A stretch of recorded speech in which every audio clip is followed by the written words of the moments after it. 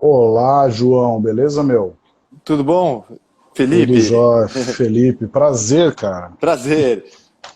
Pois é. Teve o prazer hoje em dia assim, né? Só no virtual,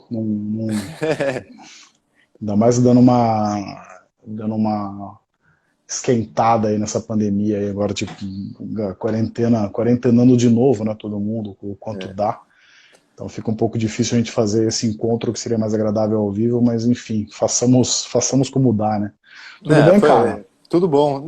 Por outro lado, foi o número assim de até palestra, apresentação e live que a gente fez foi grande esse ano. Eu nunca tinha feito tanto, então pelo menos esse foi o lado bom da gente poder compartilhar aqui um pouquinho. É a mesma coisa, cara. Eu acho que se a gente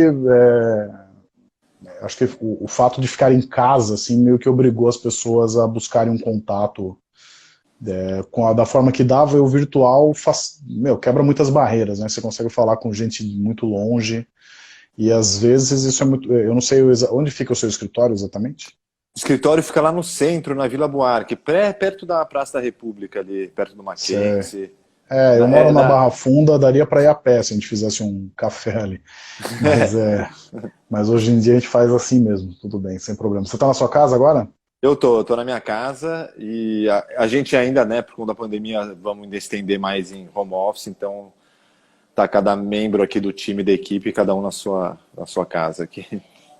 Cara, antes de começar, eu vou te perguntar justamente como é que está sendo a pandemia aí, porque, enfim, esse é um assunto, não dá para fugir, né? Acho que mudou o trabalho, mudou o ritmo, mudou dinâmica, mudou as tensões. Queria que você falasse um pouco como foi essa adaptação de vocês, tanto, já diria o Faustão, tanto no profissional quanto no pessoal, como que mudou aí a sua vida aí, cara.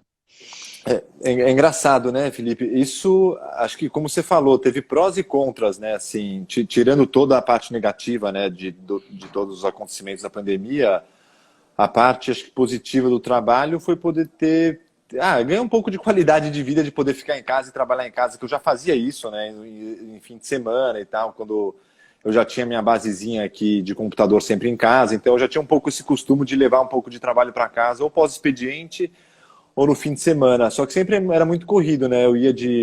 Perdia muito tempo no transporte, em São Paulo, né, com o trânsito, para você fazer reunião fora ou tal, você perde, né, é uma atividade, uma no período da manhã, uma na tarde, assim, você não faz mais do que isso, você tem que se deslocar, então essa parte o tempo rendeu bem.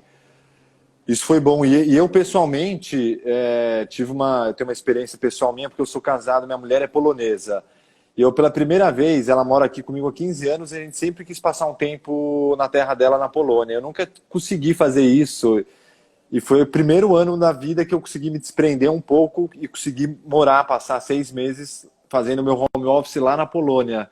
Eu voltei a semana passada e fiquei 6 meses trabalhando de lá. Então isso foi uma coisa muito interessante. Assim, eu acho que eu não conseguiria fazer isso se não fosse a pandemia, sabe? Eu tinha essa dificuldade. Não é dificuldade, né? Porque ninguém estava em home office, então você não consegue você ser uma pessoa isolada fazendo isso dentro do dia a dia, mas como todo mundo foi obrigado a manter um pouco essa rotina, eu consegui fazer isso que foi muito bacana, assim. E o lado Você ruim voltou quando? eu Desculpa perguntar, voltei, mas você. né, voltei no fim de semana passado, eu voltei agora Ah, é? dia 27, fui em Quase, junho. quase, quase você vira a nossa primeira live internacional, então. Foi por uma semana. Quase, quase. Eu até mudei a data, Felipe, que vocês tinham sugerido de fazer a semana passada. Como eu estava na correria de voltar para Ah, cá, sim. eu passei já para cá, mas quase que foi de lá mesmo. E, Não, enfim, daí. valeu aí. E o lado ruim é esse de você misturar muito, né? De você, a sensação que dá é que você trabalha mais. Eu vi pouco resultado das coisas, visitei, não fui tanto em visita de trabalho em loco, em obra e tal, então dá uma certa angústia de ficar muito no virtual, né?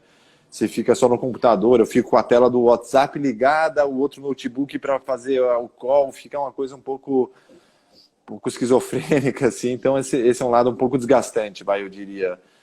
Perdeu essa barreira também entre trabalho e casa, de vez em quando eu descobri que não ter esse limite também pode ser ruim, né? Então, o, É, a, a, a ida para o trabalho era um passeio bom, sabe? Apesar de perder tempo, eu gostava. Eu ia de metrô para o trabalho, então para mim dava uma arejada, se acordar e pegar o transporte, ver a cidade um pouco, isso para mim era uma super arejada assim na cabeça, que com a pandemia ficou mais duro, né? Ficou só em casa, então...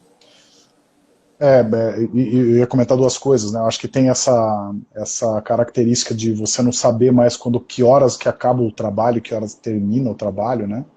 E acho que muito do seu trabalho, especificamente falando aí, a gente vai entrar daqui a pouco no perfil seu, mas ele tem muito a ver com a cidade, né? Então é difícil você trabalhar enfim, dentro da sua casa, né? Sem visitar um local, sem entender exatamente o contexto que está situado um trabalho que você vai fazer, seja de arquitetura ou de artes plásticas mesmo, né? Então acho que isso deve ter afetado bastante, né? Essa clausura acaba sendo negativa, né? Acaba, é o que você falou, esse contato diário com a cidade, por nossos trabalhos ter essa característica de serem intervenções urbanas e dialogar com o espaço da cidade, faz falta, assim. Cara, vamos lá então, vamos à conversa de fato. Deixa eu fazer um pequeno perfil seu aqui, só para te apresentar. Mas vamos lá. A NIT é um escritório jovem, né, que associa técnica e arte para produzir arquitetura de alta qualidade, desenvolve os mais diferentes tipos de projetos, desde casas, imobiliários até edifícios e cidades. Os projetos se destacam pela leveza, simplicidade, fluidez, otimização dos espaços, dos recursos naturais e econômicos. E João é artista plástico responsável pelos projetos de arte do escritório, formado pelos outros dois irmãos, Lua e Pedro, no ano de 2000, correto tudo aí? Correto, correto. Esse é o nosso texto institucional aí do escritório, é isso Exatamente. mesmo. Somos eu e meus dois irmãos, a Lua e o Pedro. A Lua que iniciou o escritório, é a mais velha de todas, o Pedro é o do meio, eu sou o caçula. E eu sou formado em artes plásticas, na verdade, não sou arquiteto. Os dois são formados em arquitetura pela FAO, na USP. E, enfim, eles começaram o escritório e eu fui me envolver com eles um pouco depois, assim, quando o escritório já tinha um certo corpo, assim, uma bagagem já de arquitetura. Eu tinha alguns trabalhos com galeria e tal, mas não tinha um trabalho muito formado, assim. E o trabalho ganhou corpo mesmo quando eu me juntei com eles e fez mais sentido mesmo. Minha própria produção artística começou a ganhar corpo e fazer mais sentido quando eu me juntei com a arquitetura, assim, e a gente criou esse escritório que é meio multidisciplinar, como você comentou, né? Faz design gráfico, intervenção de arte, design, projeto urbano, enfim. Vocês começaram em 2000, você entrou em 2000 também ou não? Você entrou depois, é isso? Eu entrei um pouquinho depois, eu acho que eu comecei no escritório por volta de 2008, 2009, que eu lembro que foi a data dos primeiros projetos que eu colaborei com eles, que foi onde começou a parceria, que foi o projeto do edifício João Moura, que eu fiz todo o projeto cromático de cor da lateral do prédio. E a partir dali começou uma relação boa assim com eles, de ter mais também demanda de trabalho, e a gente começou a partir daí. O escritório é até mais antigo, né? Acho que a minha irmã abriu o CNPJ do escritório em 97, se eu não me engano. E depois meu irmão se juntou com ela e depois eu, por último, entrei em meados de 2009, eu acho, por aí. Antes, só dar um recado para quem quiser mandar perguntas, é só escrever aí, o João tenta responder, eu não vou responder nada, na verdade. Mas cara, vamos lá, e como que é trabalhar com irmãos? É, é difícil, é bom, mas é difícil. A gente tem uma relação super aberta, então essa parte boa, né, de ser irmão e sócio, que a gente vai até o limite das discussões, né, até se xingar, até quase se esganar, mas um pouquinho depois já estamos bem, já fizemos as pazes, então a gente exerce bem o limite das relações. Então essa parte é parte boa, a gente vai até onde dá. E é um pouco isso, de vez em quando muita abertura, né? Então a gente é muito franco um com o outro, de vez em quando a gente tem leva um pouco da relação pessoal de irmão, então atazana mais o outro, né? Faz aquela relação, né? Desde a Lu, que é a irmã mais velha, e eu que sou o caçula, então passa um pouco por esse bullying, eu diria. Mas é bom, a relação é boa porque a gente discute bastante, é bem aberta. Eu até fico brincando que no escritório eu tenho mais dificuldade de aprovar as ideias com eles do que com o cliente, né? Então... Vencendo essa barreira, você já está garantido na segunda. É isso, é isso. Se passou pela essa nossa discussão interna é porque já foi sabatinado, já foi crucificado, então se a gente passou por isso é porque a coisa vai bem. A Rosaura está escrevendo aqui, ela sei bem o que é isso. Muito bom. A Rosaura é irmã do Dimas, que deve dar entrada aqui a pouco. São sócios nossos aí, no Arte Fora do Museu. Cara, a gente vai fazer uma conversa sem ser muito cronológico, tá? Mas chamou muito a atenção, nossa. Claro, assim, eu já tinha visto coisas de vocês, assim, acho que se você caminha por São Paulo, você acaba esbarrando em trabalhos de vocês, talvez o de maior visibilidade seja aquele que chama Em Pena Viva, né, No Minhocão. no Minhocão, que há muito tempo está lá e chama muita atenção e é muito comum as pessoas tirarem fotos ali, que é quase como se fosse um recorte no prédio, né, e você vê a ambientação do que está acontecendo ali. A gente já vai falar dele já já, mas o que chamou a atenção da gente foi acho que talvez tenha sido o último trabalho de vocês, que foi o Eclipse, né? Foi, isso mesmo, Felipe. Eu queria que você comentasse um pouco desse trabalho, cara, porque esse chamou muito a atenção para mim, assim, foi também passando pelo Minhocão, só que na outra ponta do Minhocão é um círculo, né, muito, muito grande, muito preciso para quem, enfim, trabalha até em pequena escala, fazer um círculo assim, com precisão é muito difícil. Um círculo desse tamanho, eu imagino que deve ter dado um trabalho considerável.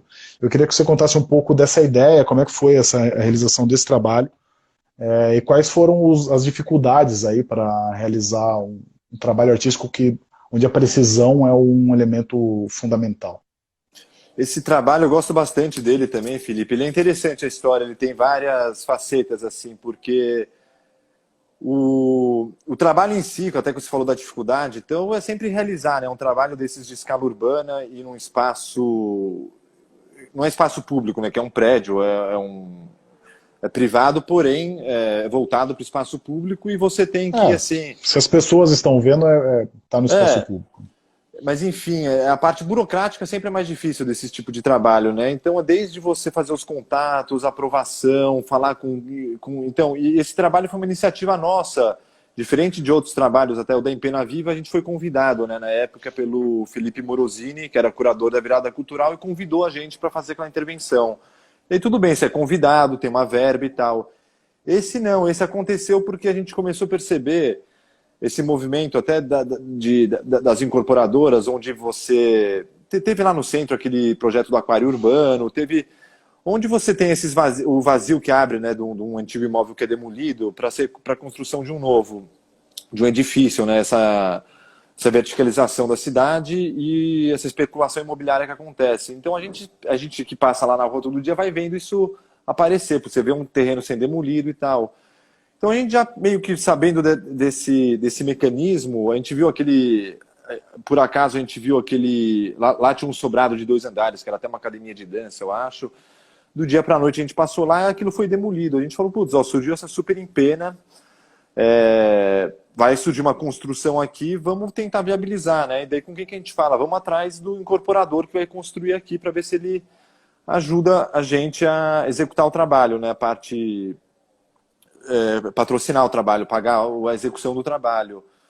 Então a gente fez um pouco essa correria, a gente foi lá, descobriu de quem que era, fomos atrás, entramos em contato com o incorporador, entramos em contato com o prédio, né, que daí não tem a ver com o incorporador para pedir autorização do prédio. Então essa articulação talvez é o mais complicado desse tipo de trabalho, acho que é a maior dificuldade. Enfim, e deu certo, o incorporador gostou da ideia também. Os moradores do prédio também gostaram, então a gente teve meio que esse aval e fomos atrás. E daí tinha uma questão interessante, porque assim, tá sendo construído um prédio lá, e até por isso que o trabalho se chama Eclipse, porque o trabalho vai ser coberto em breve. Então é um trabalho efêmero, como muitos de arte urbana, né? Ele tem essa vida... Sim.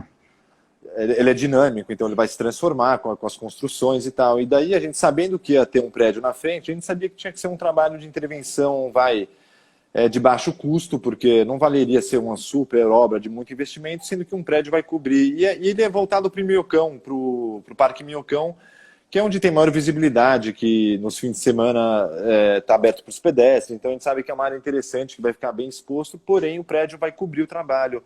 Então a gente sabia que tinha que ser uma intervenção de baixo custo, feita relativamente rápida, porque o prédio ia começar a construção, também ia se dificultar a nossa entrada no terreno.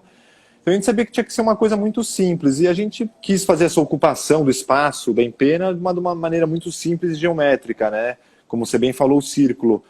E apesar dele ser super preciso, e acho que um questionamento até para quem vê de fora é esse que você fez, né, Felipe? Falam, putz, como fazer um círculo tão preciso e perfeito numa dessas escalas? E, na verdade, o processo foi muito simples, quase banal. A gente fez o trabalho em um dia, praticamente, apenas, em uma manhã e uma tarde, assim. E a gente fez ele como se fosse um compasso, na verdade. A gente parafusou uma bucha, um parafuso no centro do prédio, esticamos uma corda com uma brocha na ponta, e fizemos uma espécie de um compasso de fio, só que com uma genie, né, com um braço hidráulico que foi puxando esse fio e foi fazendo o contorno inteiro com essa bucha, assim, ia passando na mão, assim, o processo, na verdade, o trabalho talvez seja mais interessante do que o trabalho realizado, assim. A gente fez um vídeo super bonito, assim, dele sendo feito. Então, na verdade, o processo foi quase primário, né? Assim, um processo geométrico quase primário de você fazer um círculo com um compasso de fio, só que numa grande escala. E a gente gosta, né, de pensar em soluções assim. A técnica, o resultado do trabalho para a gente, ele tem muito a ver com a técnica que a gente vai usar e as ferramentas que a gente usa. Então, normalmente, o resultado estético do trabalho ele tem muito a ver com esse nosso raciocínio, tanto de simplicidade, quais são as ferramentas disponíveis. Eu nunca faço ao contrário, tem um desenho super bacana e vamos dar um jeito de fazer ele. Não, a gente vai muito, putz, qual que é a ferramenta que a gente tem disponível, qual que é o prazo e tal. A gente tenta sempre, quase que a gente pensa de maneira, né, de trás para frente. Então, quais são as ferramentas, quais são as disponibilidades, então o que a gente consegue tirar disso. Então, esse trabalho teve um pouco desse processo todo e eu gosto dele por isso, porque a gente está registrando ele agora a gente está com o Pedro Mascaro, que é fotógrafo, que fotografa algumas obras nossas, fotógrafo de arquitetura, e a gente está fazendo uma sequência com ele do prédio subindo até encobrir. Então o trabalho ele continua em processo, né? Ele não... Sim. O registro acaba sendo a arte também, né? No final, Acaba e o sumiço dele vai fazer parte também, como até o outro trabalho que a gente fez em Pena Viva também, ele teve até depois que a gente entrar eu conto, ele teve a história quando ele foi pichado, enfim, é uma história interessante também, que tem a ver com a intervenção de rua, né, com grafite, com a pichação, enfim. Antes da gente adentrar no Em Pena Viva, em outros também, o Alex Duque está perguntando, e o Raio João, onde vai estampar? O Raio? O Alex eu conheci, é arquiteto também, ele foi numa visita de uma obra, acho que do grupo do Marco, do Arquitetura Paulista, a gente foi visitar uma obra com ele, eu tô lembrado, o Raio, né? O Raio não tem. O Raio eu tenho de cabeça que é uns 12 metros e meio, se eu não me engano, porque a empena total tinha uns 24 metros de altura. A gente calculou um pouco o centro no olho. A gente tirou uma medida lá com a genia, assim, tirou o centro e fez. Mas a gente não estampou o Raio dessa vez. Até era uma ideia, era botar o Raio. A gente tem alguns trabalhos que a gente chama de S-Build, que a gente gosta de colocar as medidas das empenas, outros trabalhos. E, enfim, esse aí não teve o Raio. Mas é 12 metros. Cara, há acho que faz um mês, mais ou menos, a gente fez uma live aqui com o pessoal da Fundação Atos Bulcão. Né? E o Atos Bulcão está muito associado, o trabalho dele está muito associado com arquitetura, né? Então, o trabalho dele em Brasília é muito complementar ao trabalho do Niemeyer, né? E aqui em São Paulo você vê também, principalmente nessas galerias antigas dos anos 50, ali do centro de São Paulo, que era muito comum, fazia-se um prédio e tinha um complemento de algum artista plástico, de Cavalcante, Portinari, seja lá de quem for, que complementava isso daí. O trabalho que vocês fazem na NIT, pelo que eu estou navegando aqui, vocês acabam complementando também, assim, não é a solução só arquitetônica, mas vocês também acabam incorporando também essa parte das artes plásticas mais voltada, não exatamente murais, né, mas essa intervenção, às vezes tem umas coisas bem interessantes com ferros, né? Eu queria que você falasse um Uhum. pouquinho desse papel das artes plásticas trabalhando em conjunto com a arquitetura, no trabalho de vocês. É bem legal. Ali perto do escritório até, Felipe, que você tem em Genópolis, né, que tem vários edifícios modernistas, era uma tradição muito viva mesmo, essa que você falou dos painéis de vidrotil, painel de azulejo, pinturas em afresco. E eu acho muito bacana isso. E a gente leva um pouco disso sim, porque a gente acredita nessa produção nossa do escritório de maneira integrada mesmo. Assim, como a gente trabalha, o escritório ele é um espaço único, é uma grande sala, assim, todo mundo trabalha junto no mesmo ambiente, né? Até de vez em quando um pouco bagunçado, assim. Então, existe uma integração, até no discurso, no nosso diálogo do dia a dia, a conversa de arquitetura, ela passa na nossa frente, a conversa sobre arte passa pelos meus irmãos. Então, assim, já no diálogo do escritório, isso está muito misturado. Então, isso sai do escritório também com essa maneira. A gente acredita nessa integração das soluções, né? Que a arte é como se, no caso, a cidade ou a arquitetura fosse o nosso grande suporte, né? Eu sempre tive, até mesmo quando a gente fazia os trabalhos em galeria, a gente nunca, enfim, quando eu fiz, a gente sempre, a nossa tela era o espaço da galeria, né? Era o próprio edifício, no caso a cidade, a rua. Esse é o nosso grande suporte para poder fazer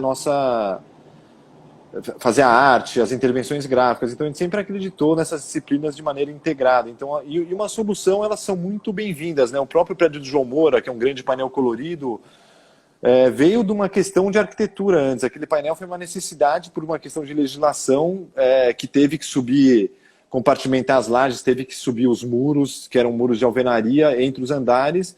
Então a gente tomou partido daquilo para poder fazer uma fachada ventilada com os painéis de fórmica, com as cores, coloridos. Então essas soluções, elas estão muito... Elas dependem, né, umas das outras. E até quando a gente vai falar de Atos, ele tem várias, né, também é multidisciplinar, tem vários tipos de suporte, painéis de baixo relevo, com painéis metálicos. A gente conhece mais os de azulejo.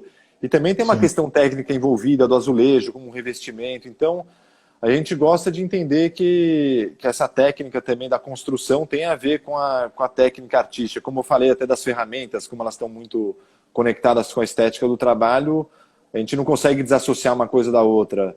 Então as soluções, elas surgem durante o projeto até de maneira natural, onde pode acontecer um painel, onde a gente pode colocar... A gente tem vários projetos cromáticos que a gente fez até para outros escritórios em fachada, então entender que esses suportes, esses processos, esses elementos construtivos são o nosso suporte, né? O nosso objeto de trabalho. Eu vou voltar para isso já já, mas é que passou uma pergunta da Tainá que, que tem a ver com o que você acabou de falar agora de pouco, que é como que foi a transição de galeria para a rua, né? Que normalmente no mundo do grafite acaba acontecendo o contrário, né? O cara vai da rua para a galeria, né? Mas assim, no seu trabalho acaba que você fez o processo inverso, né? É engraçado, é uma boa observação, Felipe, porque eu até comento que é bem um processo inverso, né? Que esse movimento da arte de você tirar uma peça e descontextualizar ela da cidade, colocar ela no contexto da galeria, que é quase, né, é uma brincadeira falar isso, porque não é bem verdade, mas é quase como que se o espaço do museu tivesse dizendo que aquilo é arte, né? Porque se está fora dali não seria, né? Aquele cubo... A validação do tradicional. E é bem isso que você falou, o processo é inverso. Como que a gente vai trabalhar numa intervenção artística no ambiente da cidade? É muito diferente, né? Porque o ambiente da cidade ele é extremamente... dinâmico, ele é poluído, ele é carregado de informações gráficas, então você tem outro tipo de relação, você não tem aquela neutralidade do museu, e por incrível que pareça... E tem o desgaste do tempo, né? Acho que é engraçado, né? Porque no museu você tem uma certa atemporalidade, né? Que é importante você saber o contexto da obra, de quem fez, em que época, onde foi feita, mas é uma peça mais atemporal, que é cuidada, é guardada, é reexposta. E na arte não, ela, por outro lado, ela é mais efêmera, como você falou, ela pode durar pouco e tal. Tem intervenções que a gente fez na rua que saíram do dia para a noite com chuva, então... Só que isso também dá uma certa vida para ela. Eu diria que ela é mais viva nesse sentido, porque ela é muito dinâmica e se transforma muito com a cidade. E o trabalho ele até ganhou mais corpo quando eu comecei a desenvolver ele na cidade e na arquitetura com meus irmãos, do que em galeria. No começo eu tive uma certa dificuldade de entender o que era a arte. A arte em si acho que é uma grande, né, assim, um grande mistério, mas eu tive mais dificuldade de entender em em ter uma produção artística feita para um espaço expositivo, que quando eu saí desse espaço expositivo, ou desse confinamento, vou chamar, é uma palavra um pouco feia de chamar assim, porque não é bem um confinamento, mas quando realmente saí desse confinamento, o trabalho fluiu de uma maneira bem mais interessante e a gente percebeu que realmente a cidade era o nosso espaço de intervenção. Então, enfim. Mas hoje acho que até na arte até mais tradicional ou de galeria e museu já existe esse entendimento, né? Então você já teve os movimentos do Arte Cidade, que eram as exposições feitas, intervenções na rua. Então, isso já é também uma ideia contemporânea já, mas... O trabalho realmente ganhou mais corpo, fez mais sentido quando saiu desse espaço positivo, que eu nunca consegui encontrar tanto sentido nele, assim, por uma questão minha mesmo, pessoal, eu acho. Fora que muda a dimensão do trabalho seu, né? A dimensão não só no tamanho, né, das obras que você está fazendo, porque você tem praticamente sem limite, né? Você está fazendo coisas da dimensão de um prédio, coisas que antes você tinha que fazer para caber dentro de uma galeria, né? E fora isso tem a dimensão do alcance também, né? Eu acho que o alcance que você tem com uma obra sua no Minhocão é inacreditável, né? A quantidade de pessoas que passam ali por dia de carro e nos finais de semana que por lazer, isso é muito incrível. Não, é importante isso, Felipe, até assim, como esse poder, né, transformador da arte, o fato dela estar no espaço público, para mim é uma super satisfação em saber, como você falou, que isso está questionando ou transformando uma quantidade, né, de pessoas que passam, que vêm, que podem ter contato com o trabalho de maneira natural. E de vez em quando, até por o trabalho não estar naquele contexto da galeria, ele até se perder no meio da poluição visual e não ser nem entendido como um trabalho de arte, né? Então, eu gosto dessa relação onde de vez em quando esse limite do que é a arte, ou do que é o grafite, do que é a arte, ele fica mais difuso, assim, fica mais difícil de ser entender e se perde. Então, de vez em quando, até a pessoa passa e não sabe se é o grafite, se é a pichação, se é uma intervenção de arte mais trabalhada, mais delicada, se não é, se é uma intervenção de sinalização do Detran, do DSV, enfim. Eu gosto disso, eu acho que essa simbiose que tem com a cidade, eu acho que é interessante, e o fato de poder atingir, né, um grande número de pessoas, isso é bem especial. Vocês já chegaram a fazer parcerias com grafiteiros, assim, também, ou não? Ou normalmente vocês trabalham pessoal só do escritório? Não, normalmente a gente faz a produção dentro do escritório, a gente gosta do universo do grafite, o universo da pichação que está presente em São Paulo, alimenta muito a gente, né? Acho que é uma fonte de inspiração. Eu tenho colegas meus que são grafiteiros e tal, mas assim, com grafiteiro exatamente não. Mas a gente tem até umas ideias, e permeia muito, né, nosso universo gráfico, o grafite e a pichação em São Paulo, assim, é muito presente na cidade, acho que em várias cidades do mundo, mas em São Paulo especialmente é muito forte, é muito poderoso esse tipo de signo e de grafismo, né? Claro, é forte, né? Acho que é um símbolo de São Paulo, né? Na verdade, o grafite é difícil desassociar da cidade, na verdade, né? Inclusive, você deve estar sabendo, né, que pintaram o Beco do Batman de preto agora, depois do assassinato de um artista de lá, Nego Villa, né? Nego Villa, e foi. É isso, é muito chocante, né? Você vê assim, a morte do cara, é óbvio, é muito chocante. Mas é muito simbólico que aquele lugar assim, de turismo, quando você apaga ele da cidade, cria-se um vazio, né, muito grande. Né? Cria, e por isso que foi muito também, né, fazendo uma comparação, mas em outro nível, também foi muito forte o apagamento da 23, quando o Dória entrou com aquele, né, com a equipe da prefeitura Jardim, né? apagando os grafites. Aquilo foi muito pesado também e gerou muita revolta, que foi diferente, né? Nesse caso foi um protesto Claro. que também foi muito impactante, você pintar aquele beco que é super colorido, ponto turístico de preto, e apagar Muito mais aquilo. justificável, né, na verdade. Que a arte é a pessoa, né? O artista. Então, Claro. se o artista não foi morto, não está vivo, a arte também não vai existir. Então, é vida nesse sentido. Mas como você vê que esse apagamento ele é muito forte, né? Naquele caso foi um apagamento institucional feito pela prefeitura, mas enfim, também foi muito impactante e muito cruel, né?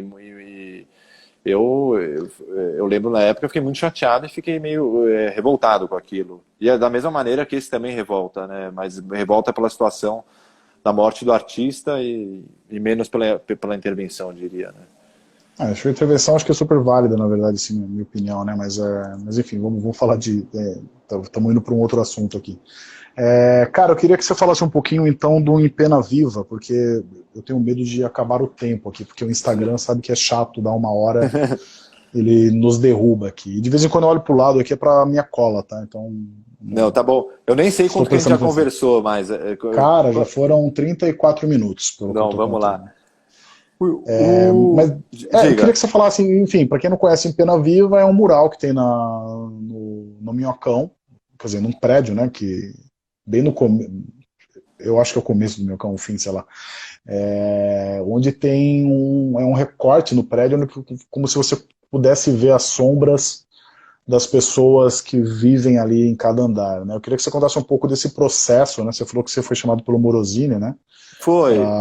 Para fazer essa obra. Eu queria que você falasse um pouco do processo e daí, já fazendo o gancho que você estava falando da pichação, que ele acabou passando também por ele foi pichado, né, em algum momento também. Eu queria que Foi. você contasse também essa história. Eu vou contar. Esse trabalho também foi um trabalho bem emblemático para a gente. Acho que foi o primeiro em Penas que a gente fez, né, numa escala assim, urbana, no Minhocão. Foi uma das primeiras ali na época que surgiram no Minhocão, a convite do Felipe Morosini. Ele era curador da virada cultural. Ele, inclusive, é um artista que faz muita intervenção de rua ali pelo Minhocão, né? Ele é um super ativista ali do parque, a gente também é. A gente super admira todo esse trabalho que ele faz ali com o pessoal do Parque Minhocão. E na época ele convidou a gente, até por a gente não estar tanto no meio, a gente tem o escritório de arquitetura, ele queria um pouco não chamar alguém tão no meio do grafite, viu alguns trabalhos que ele conhecia nosso e chamou a gente para fazer. E teve um pouco esse entendimento que a gente tem, esse olhar mais da arquitetura, de não entender aquela empena só como um grande desenho ampliado, né? Quando a gente olha para um prédio, a gente gosta de ver um pouco assim o entorno, entender que aquilo é uma empena do prédio, né? O fato que tem uma questão de legislação escondida ali, né? Porque antigamente os prédios podiam ser construídos sem recuo, né? Para conformar grandes eixos de construção, como você tem em algumas áreas do centro. E depois, isso virou uma característica forte de São Paulo, essas empenas cegas, porque por conta de mudanças de legislação, de plano diretor, você não pode mais fazer as construções, em algumas situações, sem recuo lateral. Então você continua tendo essa permanência dessas grandes empenas que nunca vão ser cobertas, essas empenas cegas que estavam para esperar uma construção e nunca vão receber, né? Então você tem essa característica. A gente entendeu isso como uma grande superfície, como você falou, como o corte de um prédio, né? Ele é quase uma fatia do prédio, essas empenas cegas. Então, para a gente olhou isso não como uma grande arte que a gente apenas ia ampliar numa escala grande. A gente, inclusive, fez ele numa escala 1:1, que é a escala real do projeto. E foi um processo bem legal, porque a gente também aproveitou da própria marcação da laje do prédio para ir batendo as linhas de laje. Então, foi um processo também empírico, onde o projeto... Eu só queria complementar, porque eu acho que assim, a gente tem visto uma proliferação de empenas em São Paulo, enfim, acho que eu até me surpreendo, às vezes eu tipo, passo no lugar e falo, cara, essa empena não estava aqui ontem, assim. E eu acho legal pra caramba, acho muito interessante, mas é muito mais comum uma empena não utilizar o desenho do prédio para conversar com a arte, né, que está sendo criada. E o que eu achei muito interessante no trabalho que vocês fizeram, justamente isso, assim, é identificar a plataforma onde vocês vão colocar a arte para criar dentro dela, né? Se você coloca aquilo lá em qualquer outro lugar, em qualquer outra escala, já não faz o sentido. Então ela faz sentido naquele prédio, naquela ocasião, daquele jeito. Eu acho isso genial. Assim.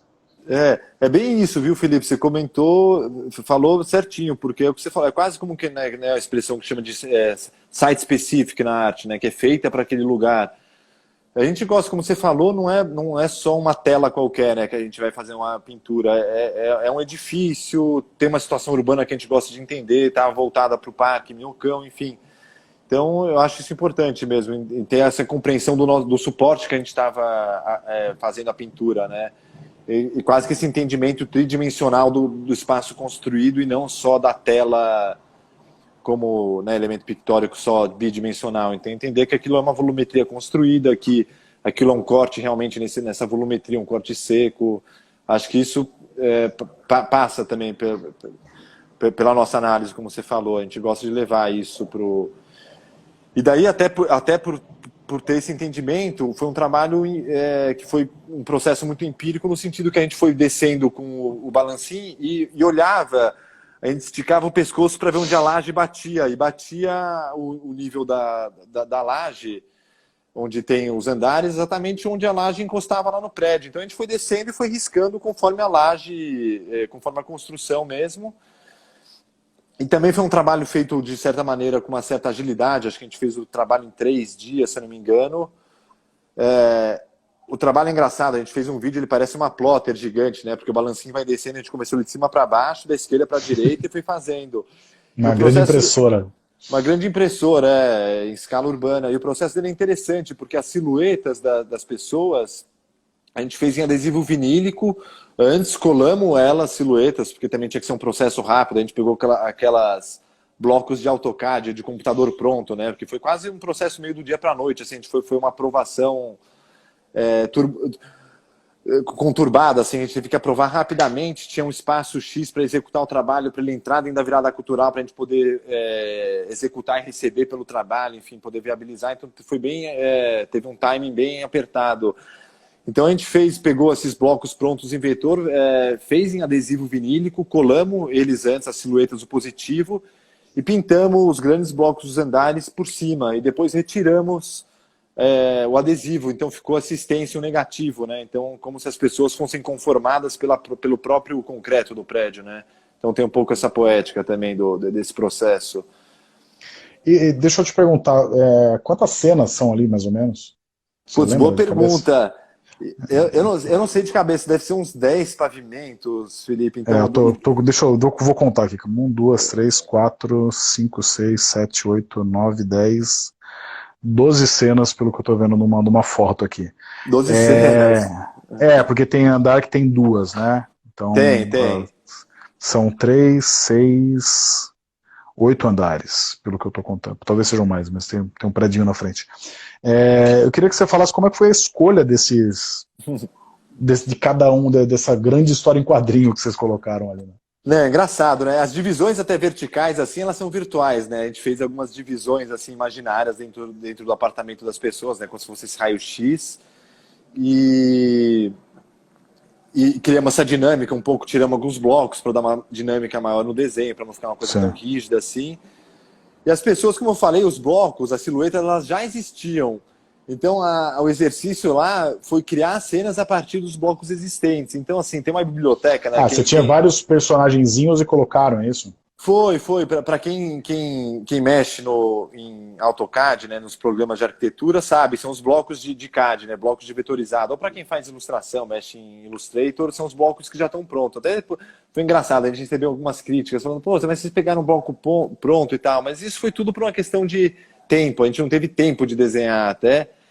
E até a gente usou ferramenta que era o AutoCAD, que era a nossa ferramenta do dia a dia. Então esses blocos apareciam na nossa frente diariamente. Então eles estavam no nosso inconsciente já para ser utilizado, mas foi engraçado. Porque, mas eu não sabia, eu diria que você desenhou.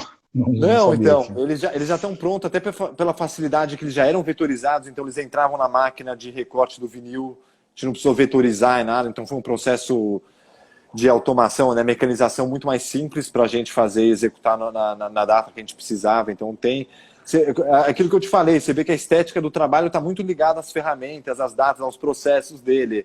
Com certeza, se fosse um desenho à mão, seria outra estética, outro resultado, outro timing de projeto. Mas é engraçado, porque a gente tinha uma série de blocos, né, sei lá, 500 personagens, e a nossa escolha aí foi escolher uns e tentar montar a cena mesmo, então criar cenas inusitadas, assim.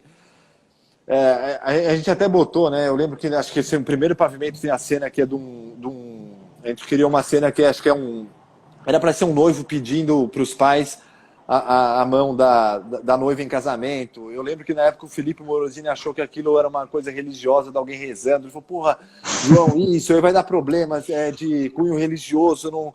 A gente, não, Felipe, a gente montou outra cena, é o cara pedindo em casamento. Então a gente foi montando a partir desses blocos, a gente foi montando as cenas, assim. Essa que foi mais a brincadeira, vai. Agora, a pergunta que eu sempre fiquei curioso é se os moradores de cada andar se identificaram com as cenas. Boa pergunta, porque eles até receberam um projeto antes, a gente fez uma aprovação super rara, foi engraçado. Para a gente aprovar o trabalho, tinha que ter maioria lá no condomínio, a gente estava com pressa. A equipe lá do Felipe, que era o João Vitor, a Paula Carneiro, tudo, eles colaram, acho que a arte que a gente tinha, que já era quase a arte final, no elevador, e pediram para as pessoas assinarem e tal. Então foi uma coisa meio do dia para a noite, eles assinaram, teve maioria. E eles autorizaram, mas eu acho que eles viram as cenas, mas não tiveram chance, pelo menos a gente não teve esse canal de comunicação com cada um para saber se ficaram, se gostaram, se tinha a ver ou se não tinha. Queria que você falasse da intervenção dos pichadores ali no prédio, né? Como é que foi isso daí? Essa foi engraçada. Foi assim, um dia a gente acorda de manhã e manda uma foto pra gente. Não sei se foi o André que trabalhava com a gente, o André Scarpa. Falou, putz, João, picharam um trabalho, meu. E eu, quando abri e vi a foto, me deu uma certa angústia, assim, uma tristeza, né? Porque a gente acabou de terminar o trabalho há pouco tempo, né? Aquele esforço coletivo, um monte de gente trabalhando junto para descer ver. E daí eu olhei assim de perto e tinha um detalhe muito interessante. E até a gente tem esse post, um dia quem puder olhar, tá postado no Instagram do escritório. Eu tenho essa foto. Um dia até acho que vou colocar lá no site, porque eu gosto muito dessa simbiose que teve com a pichação. O pichador, ele teve a sensibilidade, ele fez uma grande letra preta e branca. Ele fez em negativo, né? Ele fez em negativo, então ele começou a pichação em preto, e quando entrou na nossa arte, que era em preto, ele trocou para o branco. Então eu achei aquilo de uma sensibilidade incrível. Então, e é bem assim, foi quase que uma certificação de que é uma arte pública de rua, né? Quando você tem essa intervenção, e a intervenção no final foi sempre descer. No começo eu fiquei um pouco chateado, confesso, quando eu olhei, falei, puta, picharam um trabalho, né? E logo depois já passou, e já deu uma certa, assim, não vou dizer uma alegria, assim, mas deu uma satisfação de falar, putz, é uma arte de rua e faz parte. E o cara ainda teve uma leitura de não só apenas pichar o trabalho, mas fez uma pichação que criou uma simbiose mesmo. Fez uma relação quase uma intervenção, né, na sua obra. Foi uma intervenção sobre o trabalho. E depois eu achei super legal. Você falou que você nunca fez nada com grafiteiro, você já fez com pichador, sem combinar, mas fez. Foi. E até engraçado, a gente até fala de pichador, existe, né, essa diferença entre o grafite e a pichação. Mas é engraçado, teve essa interferência, né, que a gente, de certa maneira, interviu e se relacionou com a pichação, e depois os moradores do prédio, sem falar pra gente, cobriram e refizeram o trabalho, que também foi muito bacana em saber que eles, naquele momento, porque assim, é um prédio, a gente sabe que a questão financeira ali, é um prédio, né, que condomínio de... Quem mora em prédio sabe, a questão de... ninguém tem muito dinheiro para nada, você faz o básico ali do prédio, ali lá, né? E foi legal porque foi uma iniciativa depois que aconteceu, independente da gente, o próprio prédio juntou acho que um dinheirinho e repintou o trabalho original. Então também foi legal saber que eles valorizaram a intervenção e também tiveram esse cuidado depois de cobrir o trabalho, né? Enfim, mas uma história engraçada foi quando a gente postou isso, gerou tanta polêmica, depois teve até uma matéria do pessoal do Nexo em cima desse post nosso, falando sobre a pichação na cidade, se era vandalismo, se não era, se era reivindicação, se era protesto, se era arte, né? Até hoje se discute isso, mas... Nossa, essa é uma discussão longa, né? Foi, e quando a gente fez o post, surgiu essa discussão, veio à tona, assim, é um post nosso que é o recorde de comentários, que falavam, pô, como vocês podem gostar, o cara pichou o trabalho e vocês gostam, teve uns que falavam, putz, agora que o trabalho ficou bom, os outros falaram, nossa, que tristeza e vandalismo, então, assim, gerou um conflito, assim, de ideias que foi muito bacana, então nada disso teria Eu vejo muito acontecido como sem a pichação. eu acho muito como legitimação do trabalho de vocês, assim, sabe? Eu acho que, como eu tinha falado, acho que ele é para além do estético, né? Para além do ornamental do prédio. Acho que ele tem um contexto com a cidade, e a cidade, a pichação faz parte da cidade. Acho que a partir do momento que teve essa intervenção e não foi uma pichação normal, né? Tipo, pichação que o cara se preocupou em fazer um Foi. negativo eu acho incrível, assim, de verdade. Por mais que, enfim, tenha atrapalhado o trabalho, mas enfim, eu achei bem legal isso. Não, foi. A palavra foi boa, porque legitimou e a gente foi ficando contente com a relação e a gente se sentiu mais perto deles, né? Até quando teve o Claro, trabalho e teve essa sensibilidade, a gente se sentiu mais próximo deles do que só ver como um vandalismo. Muito pelo contrário, né? A gente sabe sim, sim, que é uma outra, um grito da rua, né? Uma voz. total, exatamente. Cara, a gente tem mais 13 minutos, eu vou tentar falar de bastante coisa aqui em 13 minutos. Eu queria que você Vamos falasse, lá. esse trabalho, eu nem sabia que era de vocês, eu descobri há pouco tempo, que eu acho muito bonito, que é, cara, isso é artes plásticas na cara das pessoas e nas ruas, que a gente não vê com tanta frequência, que é o trabalho, é o painel Vergalhão, que eu acho um trabalho incrível, cara, de vocês. Queria que você contasse um pouquinho como é que foi esse trabalho. E é uma execução diferente, né? Que eles são feitos com os ferros. Né? Ele é até foge um pouco dessas intervenções gráficas. A gente gosta muito, né, de tinta. Tinta é quase para mim é o nosso leite diário, assim, é o leite do dia a dia, assim, a tinta. Eu gosto muito de mexer. E esse realmente é o contraponto, que é um trabalho feito com vergalhão. A gente foi convidado a fazer aquela intervenção, né, pelos arquitetos e pela incorporadora que construiu o prédio. E foi bem interessante, porque também teve esse diálogo com os arquitetos, e, enfim, sobre o que poderia ser. E o desenho é muito bonito, porque a gente, para construir aquele painel, a gente fez uma maquete dele, e a gente ficava brincando, porque assim, o vergalhão, apesar, o trabalho a gente até chamou de desenho em L, porque ele é um desenho fluido, né? Se você for ver, ele forma um desenho fluido, mas Uhum. os vergalhões foram chumbados num grid irregular, 50 por 50. E a gente sempre gosta dessa brincadeira, que é um pouco da brincadeira que a gente faz quando a gente mexe com ladrilho, com azulejo, é de trabalhar num grid rígido, mas poder depois, a partir ter a base rígida para poder depois desconstruir, destruir ela. Então, a gente pegou, montou esse grid rígido, onde a gente chumbou o vergalhão, eles estão num grid, acho que de meio, de 50 centímetros, cada vergalhão, só que depois são peças também iguais, né? São 300 peças exatamente iguais de vergalhão. A gente chumbou o lado menor dela, ele é um L assim, né, que você chumbou, e daí a gente foi girando cada uma delas. A ideia até no começo que eles pudessem ser móvel e você pudesse conformar vários desenhos com o tempo, não foi muito viável, né, por questão de manutenção e tal. E a gente fez uma maquetezinha, assim, eu e meu irmão, até para ficar fazendo vários desenhos para ver qual que a gente ia escolher. Mas, enfim, e ele é bem bruto, né? Porque é um vergalhão de obra, ranhurado, né? Tem aquela ranhura do vergalhão, não é uma barra de ferro, ele é um vergalhão mesmo. E a gente formou esse desenho fluido que quebra esse grid rígido dele. Mas a gente até chamou ele de desenho em L, porque a única constante que ele tem é o vergalhão, que é um L. É o único desenho constante, né? Fora aquele desenho de onda, que a gente não tinha como chamar.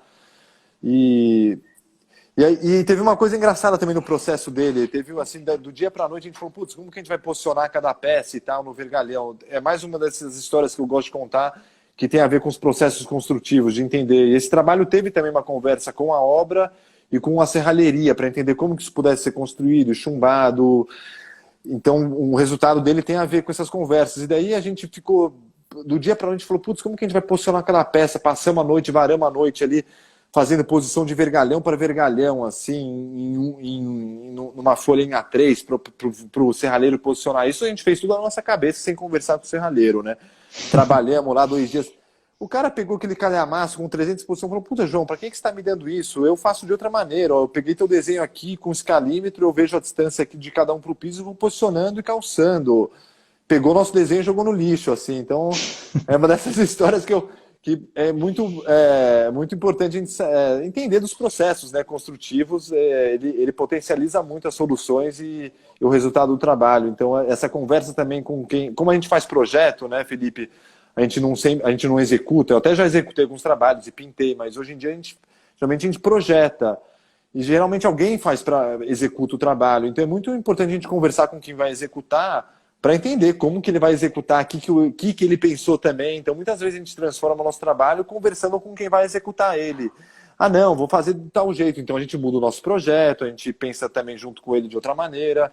Então, esse diálogo com quem vai executar o trabalho, para a gente também é imprescindível, assim. Esse trabalho eu acho muito bonito, cara, porque ele é bruto, mas ele é suave ao mesmo tempo, né? Ele consegue ser delicado e grosso, assim, ao mesmo tempo. Eu acho muito legal, muito bonito mesmo. Cara, a gente tem mais 6 minutos na minha conta aqui, eu acho que dá tempo de a gente falar mais um pouquinho.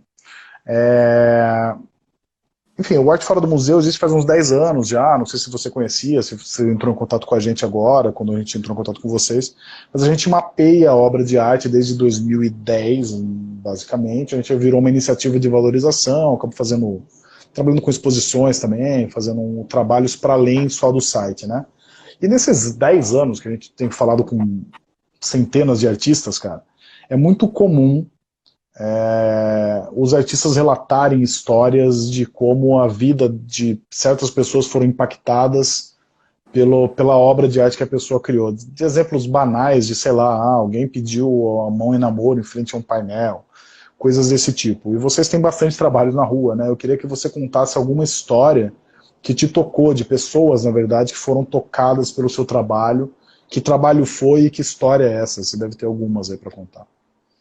Putz, boa pergunta. Eu confesso que de cabeça, assim, Felipe, eu não vou lembrar, mas assim, tem situações do próprio painel Vergalhão que aconteceu, que uma das discussões que eu tive desse painel, assim, né, nessa parte mais burocrática, incorporadora, era a questão de segurança, né, do painel. Putz, porque ou vão se machucar, não sei o quê. E eu já vi muitas cenas engraçadas das pessoas escalando o painel, né? Porque ele virou quase que... Alguns até quebraram, alguns vergalhões, que as pessoas, eu lembro que em carnaval e tal, subiam no muro e escalavam. Essa é uma relação que eu achei interessante. E até agora você comentou, me veio uma coisa na cabeça que é interessante, que eu até salvei várias imagens de Instagram. Quando a gente fez o círculo, teve muita foto que eu vi de Instagram das pessoas fazendo aquela posição do homem vitruvianos do Da Vinci, que tinha sim, sim, sim. E aquilo eu achei muito engraçado. Eu até separei, acho que eu separei no Instagram umas 10 fotos das pessoas usando essa brincadeira da relação de escala, da proximidade da lente, e fazendo a posição dessa relação artista fazendo com um círculo no fundo. Então isso eu achei engraçado. Muita gente tirou foto e fez essa pose assim, ou pulava no círculo e fez essa relação, que é a relação daí fotográfica, né, com o trabalho. Então isso foi eu achei bacana. Eu até separei assim no meu Instagram, eu não consegui publicar, mas eu separei assim todas as pessoas que fizeram. Então eu tenho um conjuntinho de fotos assim das pessoas que pousaram nessa posição assim do eclipse. Muito legal. João, cara, a gente tem pouquíssimos minutos aqui. Eu tenho medo de falar com você e ser derrubado e parecer que eu te derrubei sem querer e parecer grosseria. Então eu já vou meio que finalizando aqui, meu. Quero agradecer mesmo de verdade aí a sua disponibilidade. Dar parabéns pelo seu trabalho, que eu acho incrível mesmo, acho muito bonito. Acho que ele é pensando a arte urbana, pensando street art num sentido muito amplo, de verdade. Ele não é óbvio, que eu acho incrível, acho muito legal o trabalho de vocês. Espero ver mais coisas de vocês por aí.